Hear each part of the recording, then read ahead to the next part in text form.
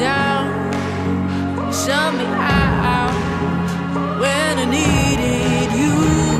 Oh, oh, I'm gonna burn this bridge. I ain't never coming back. No, I ain't never coming back. No, no, no. That girl you know is gone. You can see it in the past. Oh, I ain't never coming back. No, no, no. You lit this fire in me because you never believed that there was fire in me. Now you can't put it out. I'm gonna burn this bridge. I ain't never coming back. No, I ain't never coming back. No, no, no.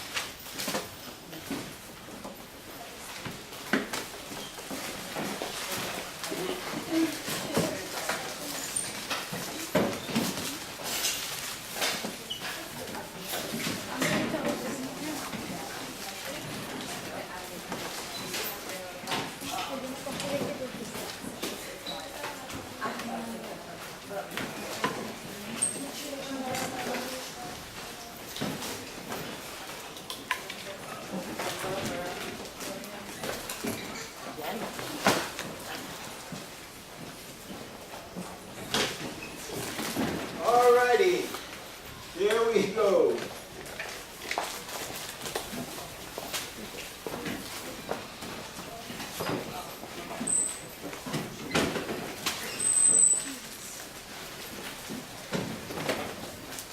Fun times.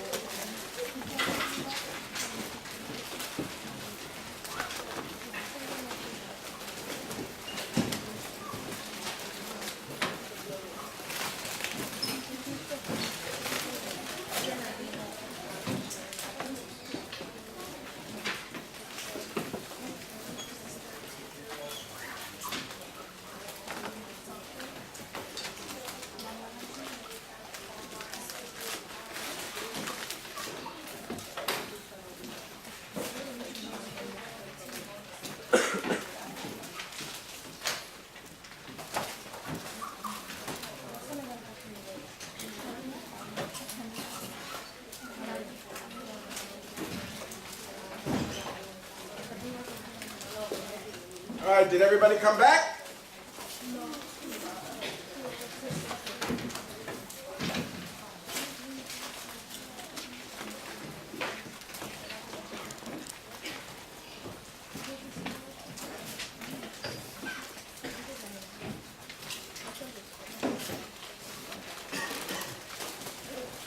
All right, at the end of class, I'll take attendance.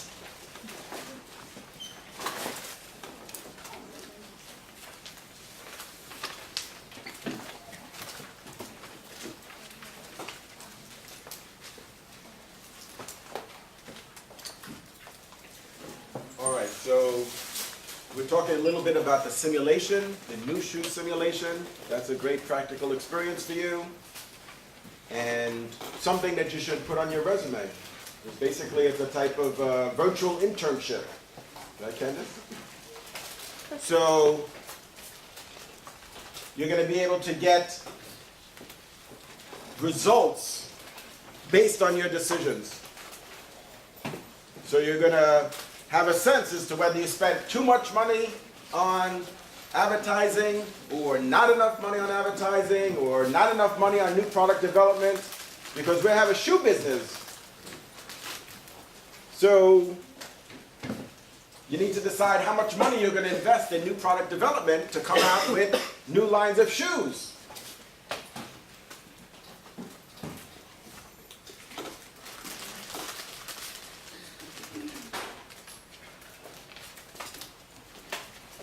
So far this semester we did the analysis of print sports. So print sports, Active Ion, BMW, and this week is Washburn. Next week is Reptile. So we were saying that every week, every Tuesday, there's an assignment due, a written assignment, and you need to post that on Blackboard. So every Tuesday.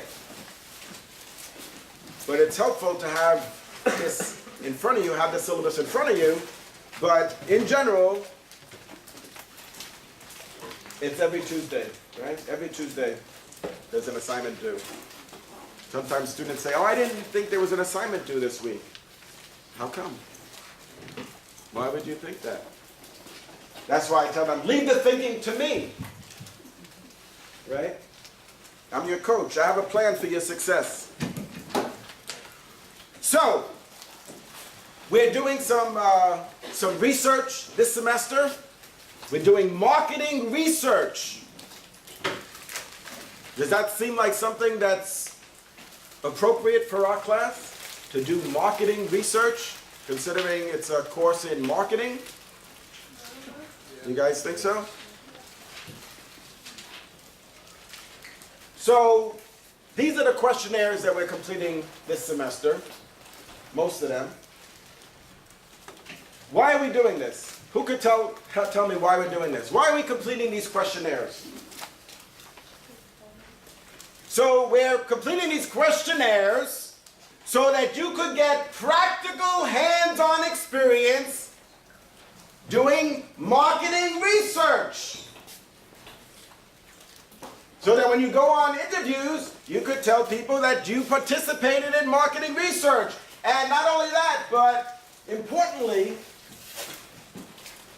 my objective is not to just tell you how to conduct marketing research, but to show you how to conduct marketing research.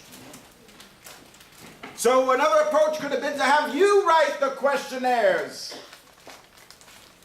How much fun would that be? Yeah.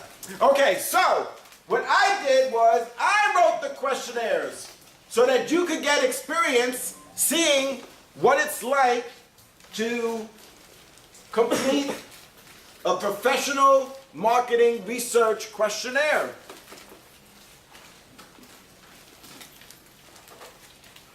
So these questionnaires were written by me. I like to think that they're probably above average when it comes to marketing research questionnaires. So this is part of the showing, not just telling. So it's not enough, I think, to tell you about different scales, nominal scales, interval scales, ordinal scales when preparing a questionnaire. I think that as your coach, I need to show you how to do that. So these are great examples of marketing research. And in this case, these questionnaires are what we consider to be quantitative research. So those are the links, and everybody needs to complete the questionnaire, those questionnaires, and we've been doing that week by week. Some of the questionnaires focus specifically on one of our critical learning goals, which is building ethical awareness. So hopefully, because I can't teach you to be ethical, but what I could do is get you to think about ethical issues, ethical dilemmas. And these questions, I'm sure that you found them intriguing and stimulating and got you to think a lot about ethical dilemmas.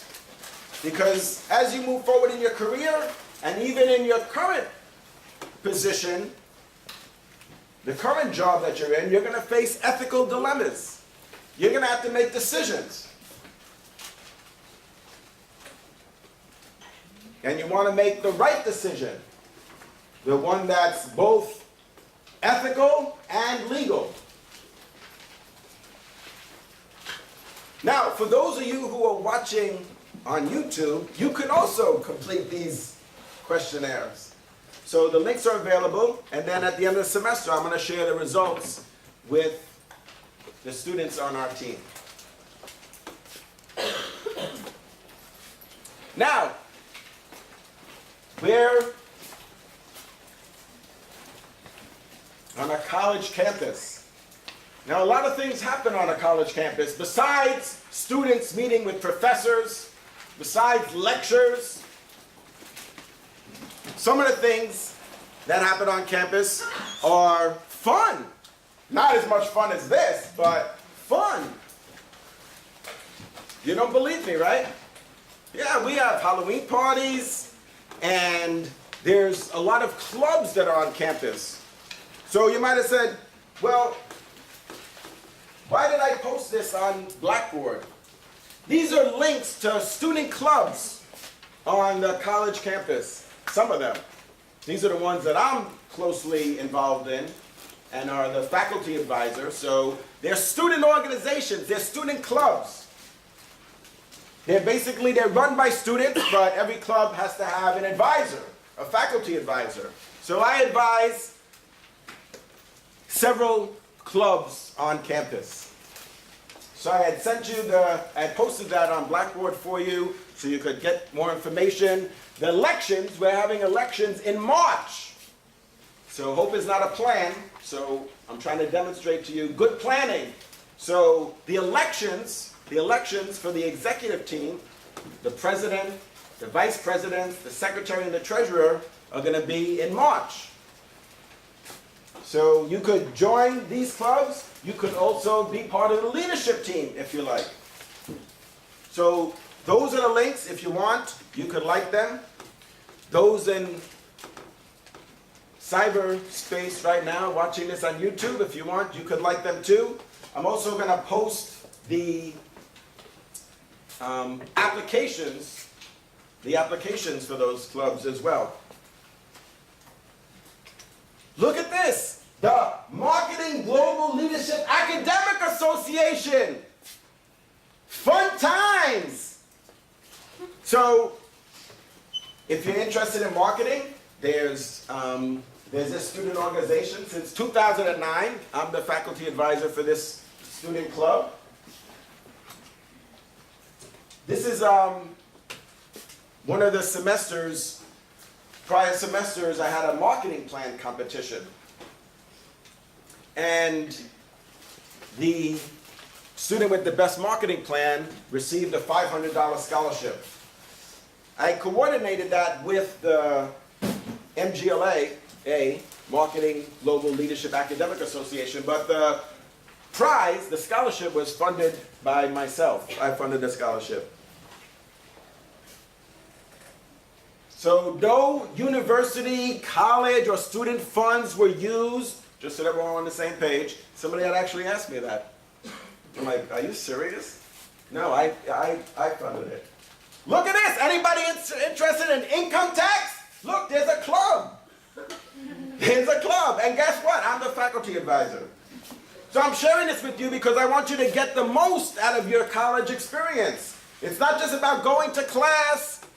There's things that are happening on campus. Parties, and we have guest speakers. And the Business Leadership Society. In 2006, I worked with 2 students to form the Business Leadership Society. You could join the Business Leadership Society. We're going to have an election in March. You might be on the leadership team. That was our 5-year anniversary. So we had a big celebration. That's online. And then this is you saw this too, this is a scholarship that I'm funding. This was a business plan competition. Okay, so those are all about student clubs, right? Clubs on campus. So I think it's important to take just 5 minutes out of our marketing lecture here to talk about student clubs, because that's part of your college experience, not just about this 5-hour lecture tonight until midnight. There's other things going on campus. These are clubs, these are student organizations that I'm closely involved in, but there's others, there's dozens and dozens of other clubs on campus that you could be associated with. And it's a good way to enhance your resume too, so that you can get leadership experience. So it's good to have internships, it's good to be involved in student clubs, student organizations. Hiring managers look for these things. They want to see that there's a side of you other than your 3.9 GPA. They want to know that you're part of the Business Leadership Society. They want to know that you're part of the chess club, that you do things other than study cases about Prince Sports, BMW, and Washburn guitar. They want to see that you're multifaceted in your interests and your activities. Anybody believe what I'm saying? No, not really? I don't get paid to get students to sign up. Really, I don't. So, but I'm just trying to get you engaged in things that are going on campus. But no pressure. No pressure. Really, I know, I mean that. I'm just trying to make you aware of there are a lot of things that happen on campus that are fun other than class. These are some of them. Now, you want to see a picture of my son? The last time I said that, I said, do you want to see a picture of my son? And the entire class in stereophonics says, you're married? I was like, wow. Wow. I didn't say I was married. I just asked them if they wanted to see a picture of my son. That doesn't mean that I'm married, right? Does it?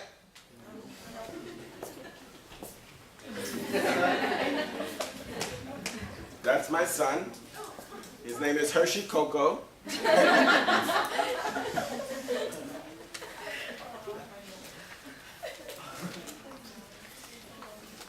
All right, so today what we're going to talk about is different ways to segment the market. So we're going to talk about demographic segmentation, psychographic segmentation, behavioral segmentation. We're going to talk about the different criteria in selecting segments. We're going to talk about why products fail. We're going to talk about the product life cycle. We're going to talk about ways to influence the product life cycle. So important to keep in mind is that the product life cycle, which is an extremely important marketing concept, is something that we can manage. We need to be able to influence the product life cycle.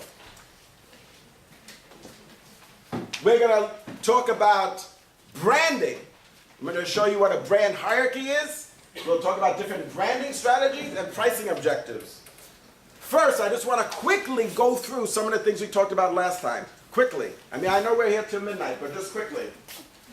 All right, so let's quickly talk about what is marketing, the marketing mix, market segments, different levels, 3 strategic levels and plans, mission, vision, and values, marketing metrics, the BCG model, the market product strategies, and SWOT. All right, so we talked about that last time. Let's give ourselves 10 minutes to get through this, all right? So we talked about this already, but just to ground us, let's quickly go through this, All right? Here we go. So we said that marketing is about creating, communicating, delivering, and exchanging value. That's what marketing is. Kind of from like 30,000 feet, if you will. So, big picture, what is marketing? That's what marketing is, about creating, communicating, delivering, and exchanging value. And value, we said, importantly said, value is a function of price, quality, and benefits. So we said value doesn't mean inexpensive. It doesn't mean cheap. So if something is a good value, it's because of the price, quality, and benefits that are offered.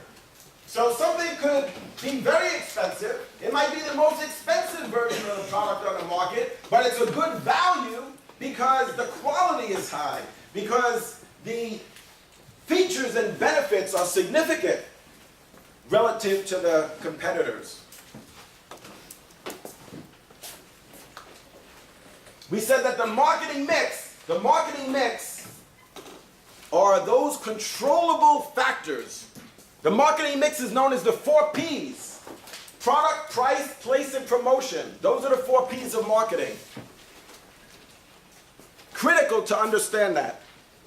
So the marketing mix are those controllable factors. So the product we could alter. So the product that we sell can be altered. The price, we could change the price. We could determine the place where we sell the product. And the promotions is something that's within our control. Advertising, for example, is a part of promotions. So promotions, right, in this model, the word promotions is used very broadly. It includes sales promotions, trade promotions, advertising, and there's a lot of different forms of advertising. Outdoor advertising, such as billboards. That'd be a good example of outdoor advertising. We could advertise on TV, the radio, newspapers, magazines. So advertising can be broadcast, or it could be print, for example. There's different ways that we could advertise, that we could communicate. But we said that marketing is about creating and communicating. So it's not enough to create a product or service, but we need to be able to communicate that. So we need to have an integrated marketing communications plan. IMC, Integrated Marketing Communications.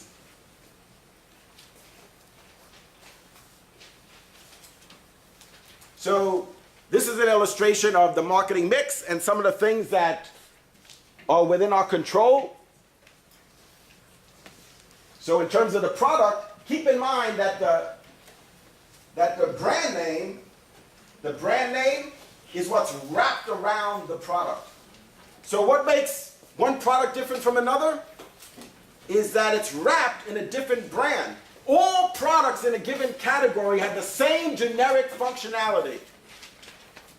What does that mean? So take, for example, cars. All cars provide the same generic functionality, which is what? Transportation. So all cars provide transportation. But one car is different from the other because it's wrapped in a different brand. What are some different names of cars? Different brand names of cars? Who could tell us? Somebody, raise your hand if you know the name, the brand name of a car. Yes, go ahead, in the back. What is it? Honda. Honda is a brand name. The Honda brand name is wrapped around that product. That's what distinguishes that car from a different brand name, which is what? What's another brand name? Go ahead. A Porsche. So a Honda and a Porsche both provide the same generic functionality, transportation, but those products are wrapped in different brand names. Who could give us another example? a Subaru, a Mercedes. So all of those individual brand names are wrapped around their respective products. That's what differentiates one product from another. So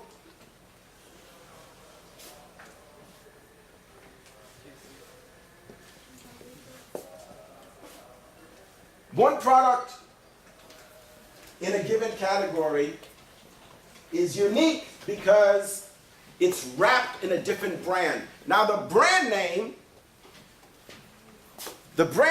needs to be communicated. How do we communicate the brand name? Well, what we do is we develop a logo.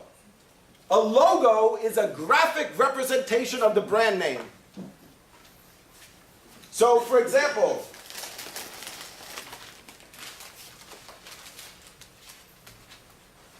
look at this packaging. So the brand name is Lay's. So the Lay's brand is communicated to us in that graphic, which is unique from the Cheetos logo. So you want your logo to be unique. You want it to be memorable. You want it to be transferable and adaptable over time. Now, companies also develop symbols to communicate and represent their brand. But a symbol does not include any words. A symbol is a graphic representation of the brand, but it doesn't include any words. The logo is a graphic representation of the brand name. It's a graphic representation of the brand name, and we refer to that as a word mark. So some other examples. So rolled gold is another brand name, that's a logo that's communicated to us in a logo. Fritos is another brand name, and it has a unique logo.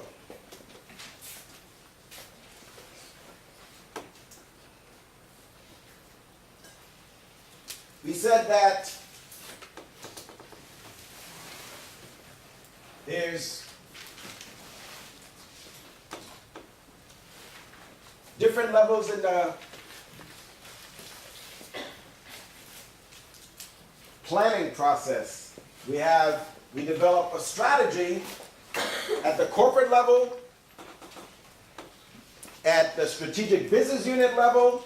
So here we're talking about an SBU, strategic business unit, and at the functional level. So we're going to develop 3 plans. There's going to be a corporate plan, which is what communicates the overall direction, strategy, and objectives of the organization, the mission, the value, and the vision for the entire organization.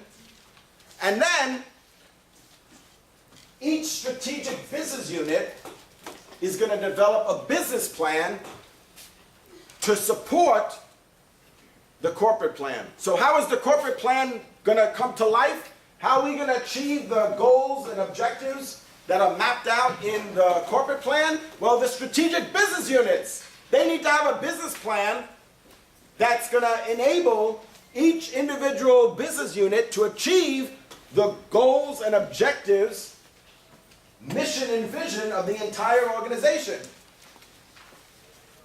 So they're each going to have their own business plan.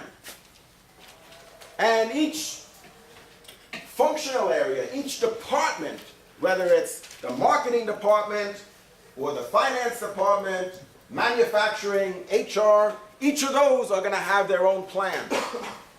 But remember, there needs to be shared objectives, shared goals. So that means that everybody in the organization needs to be working towards the same goals and objectives. Now, how they're going to achieve those goals and objectives, how they're going to influence those goals and objectives are going to be described in their plan.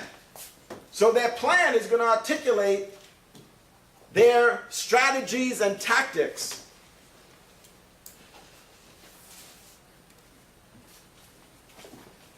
We said this is a good example of a mission statement. To explore strange new worlds, to seek out new life and new civilizations, to boldly go where no one has gone before. So the mission statement basically communicates what business that you're in. And last time we looked at some other examples.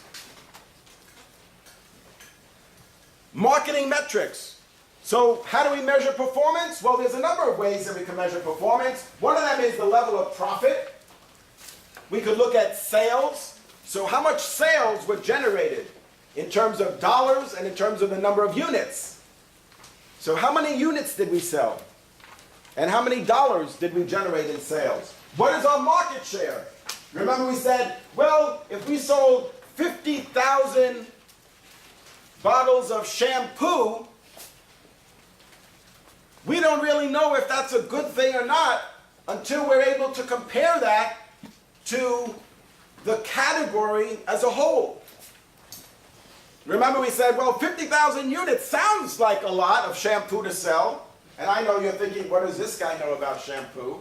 But I know a lot about shampoo. And I'm going to tell you about it sometime.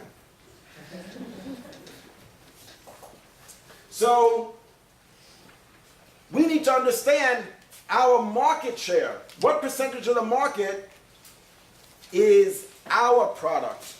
So in terms of the number of units, for example, what percentage of the number of units being sold is our product, which of course is wrapped in our brand? What percentage? So we said 50,000 units could be a pretty large number, but how many units were sold in the entire category? So then we said, well, in the entire category, we found out that 500,000 units of shampoo were sold. 500,000 bottles of shampoo. So if 500,000 bottles of shampoo were sold last year, and we sold 50,000 of those units, then what is our market share? Business students, 10%. So 50,000 is 10% of 500,000. Is that right? Yes. So our market share is 10%. So there's 500,000 units sold, 500,000 bottles of shampoo, 10% of them were ours. So that doesn't mean that 10% is not a nice business to have. It doesn't mean it's not significant, but it puts it into perspective. So relative to our competition, we sold 10%. 10% of the shampoo that was sold was our product, with our brand, wrapped in our brand. So we don't have 50% market share. We don't have 60% market share. We don't have 70% market share. It doesn't mean that 10% is not a very profitable business, but it puts it into perspective for us. Now we can determine whether or not we want our goal to be to increase our market share. But in some categories that are mature, and we're going to talk about the product life cycle, in some categories that are mature, it may not be possible to grow market share because the market may not be growing. So the only way that you're going to be able to increase your market share in a category that isn't growing is if you're stealing share from your competitors. That means what? That their customers start using our product. They start buying our product. So these are some metrics that are used to evaluate our performance as executives. Customer satisfaction is an important one. How do you know if your product is a success? Well, not just the number of units that you sell, but what are the customers saying? Would they buy your product again? Do they find your product easy to use? Is your product helpful?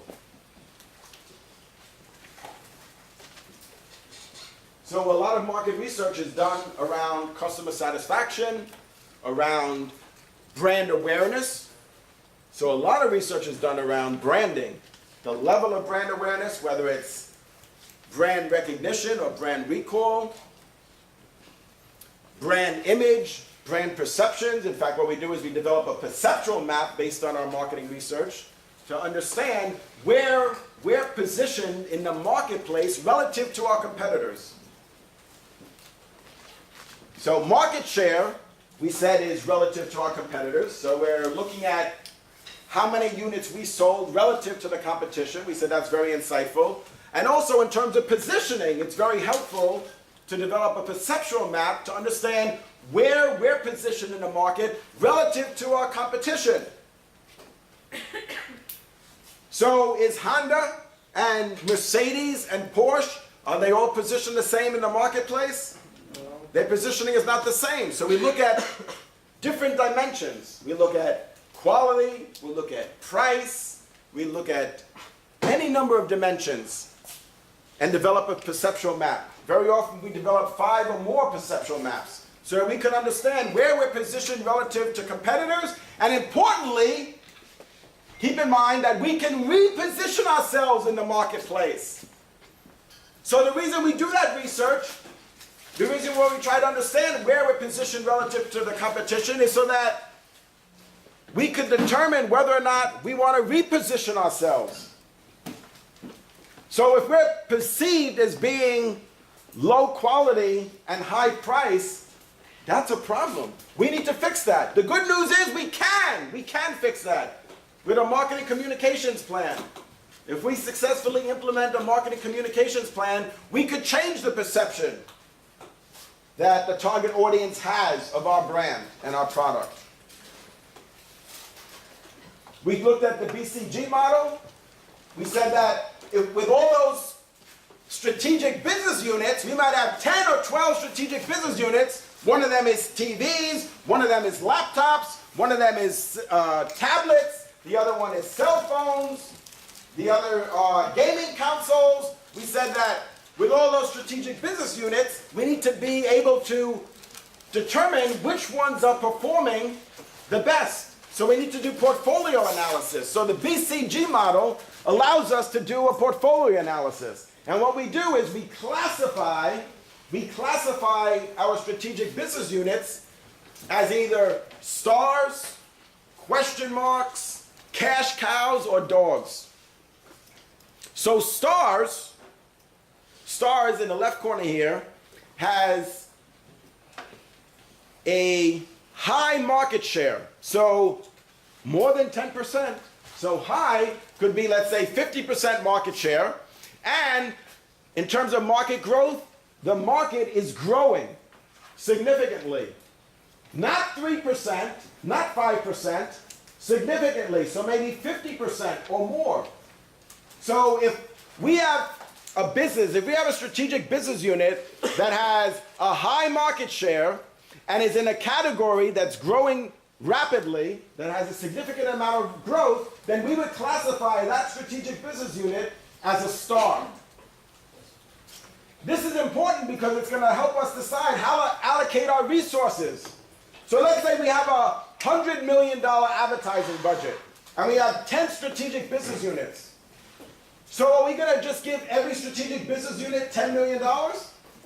Or maybe some we should give none, and others we should give $25 million to spend on advertising, depending on whether or not they're classified as a star or a dog.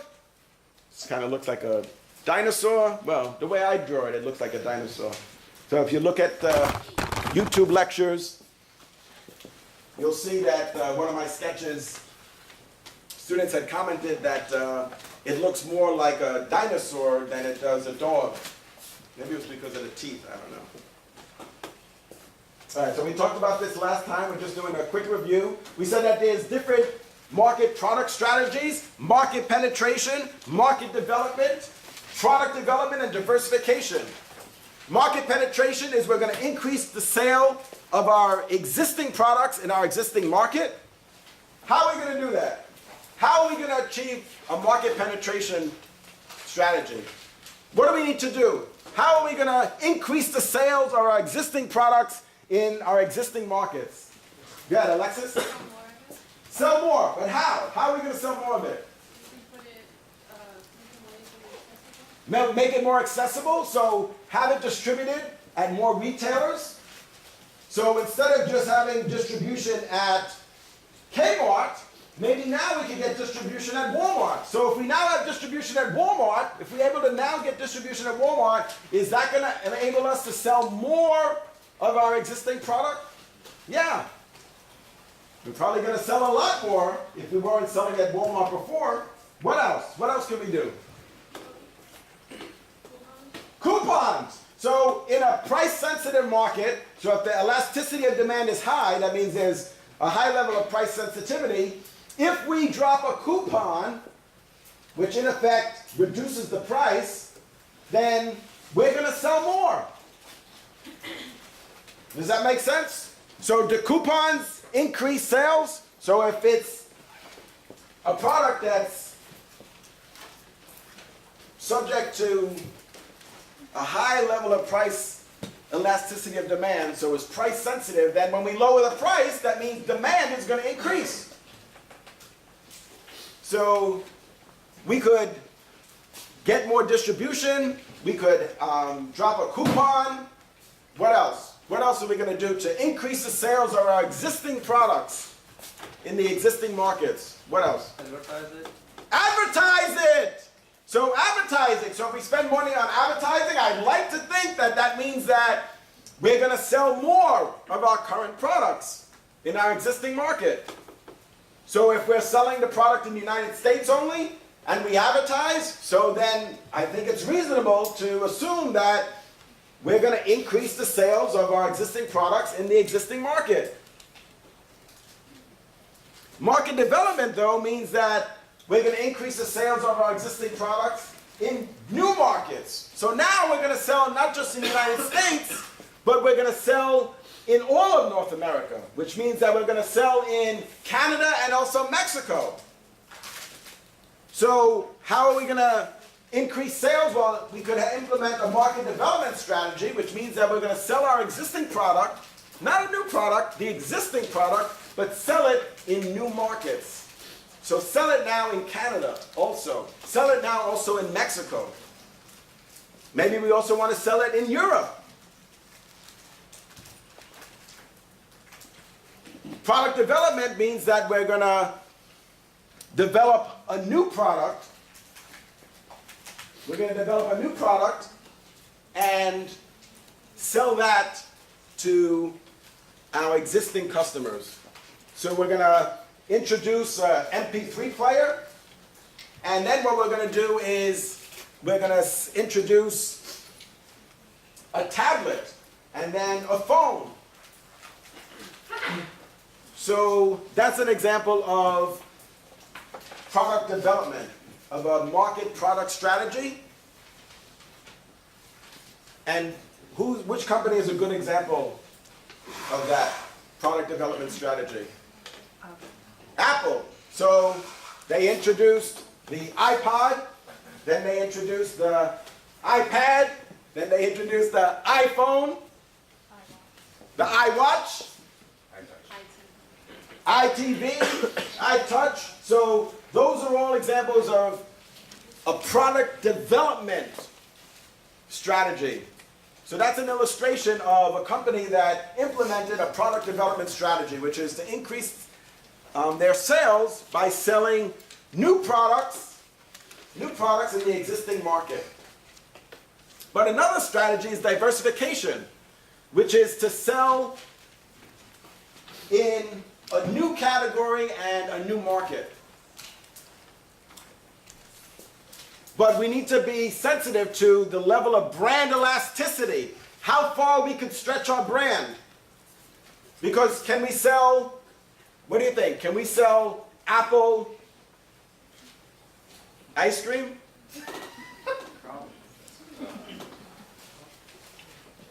How is Apple positioned in the marketplace? They're positioned as an innovative electronics company. So you have to think about, when you think about brand extensions, you have to think about the level of brand elasticity, how far you could stretch your brand. So we looked at Ben and Jerry's. So this is a good example. So what did we say? So market penetration. Current product in the current market. How are we going to sell more Ben and Jerry's ice cream, for example? We said we're going to advertise. We're going to introduce, Alexa said, increase the level of distribution. We're going to drop a coupon, right? What is your name? Catherine. Catherine says we're going to drop a coupon. But in terms of other strategies, we could also implement a market development strategy, which means we're going to try to sell more of our current product by selling it in new markets. So, as we suggested, now we're going to sell not just in the United States, but in Canada, in Mexico, in Europe, in the Middle East. And then product development, where we said that we're going to sell a new product. So it could be something that's new to the world or new to the company. And it could be a brand extension like we were discussing. The iPod, the iPad, the iPhone, the iWatch, or it could be a completely different product. What do you think would make sense? Shampoo! What about shampoo? No?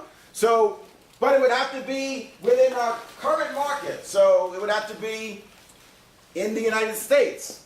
Now we might introduce a completely different product, the Apple shampoo, and sell it in markets outside of the United States, which was our current market. That would be an example of diversification. So selling a completely different product in a new market, in a completely new market. SWOT, strengths, weaknesses, opportunities, and threats. We need to understand when we're developing our plan, both our business plan and our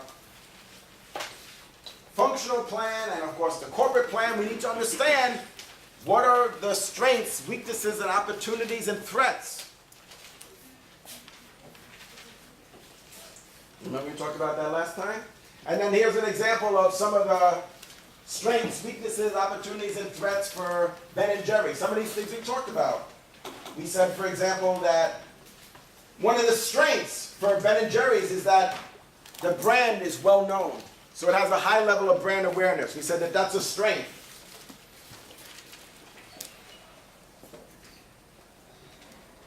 A weakness is that growth, sales growth, has slowed in recent years. That's a weakness. So then we need to decide what are we going to do about that. So when you develop a SWOT analysis, it's not just meant to be interesting, it has to be actionable.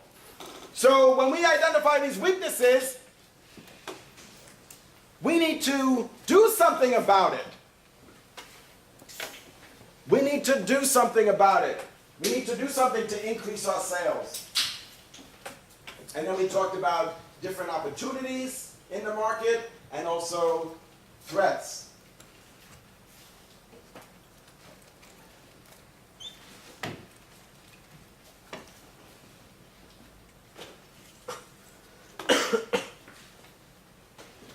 All right, so now,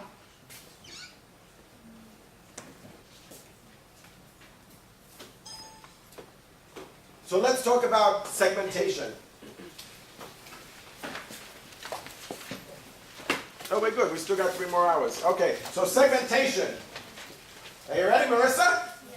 Segmentation. So there's different ways that we can segment the market. One of them is what? Demographic.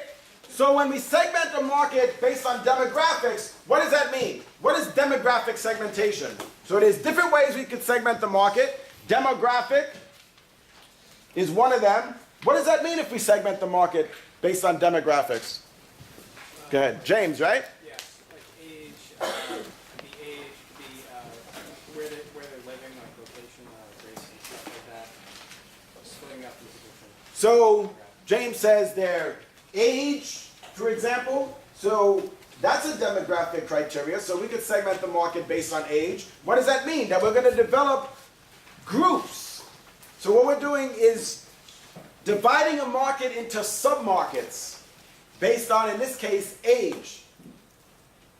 So what we're going to try to do is identify different age groups that have similar needs and wants. So a particular age group, let's say 19 to 29,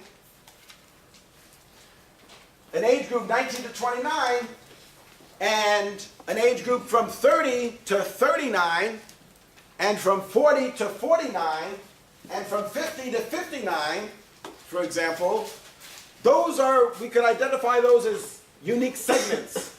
So each of those segments, the reason why that's significant, why we would think that's significant, is because our expectation is that each one of those age groups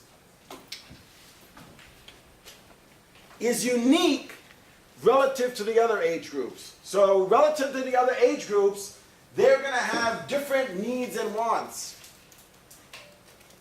So their needs and wants are going to be different. They're going to respond to the marketing mix in a different way. What does that mean? So for example, based on the age group, they may not, or maybe they will, purchase a given product at a particular price. So look, for example, at products in the market that have a good, better, best pricing strategy. So you could buy a product that's $4.99, $5.99, $6.99, $7.99, the same product. So isn't that, for example, the strategy that Apple has implemented with their iPhone? So aren't they at different price points? So if you want to get the iPhone 4, and it only has 16 gigabytes instead of 32 gigabytes or 64 gigabytes or 128 gigabytes, then it's at a much lower price. So you can get an iPhone for $299, for $399, for $499, for $599, $699, so $799. So why is that relevant? Because different segments are willing to purchase that product at a different price.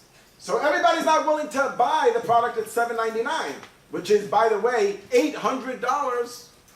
So you might consider $799 to be what we call a magic price point, but it's $800. So not everybody's willing to spend $800 for an iPhone.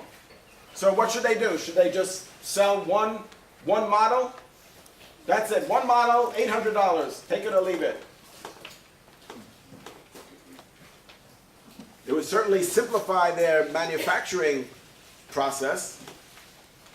But no, they realize that you can't limit yourself. That you need to segment the market and identify different opportunities to sell our product. And one of the ways we could do that is based on price.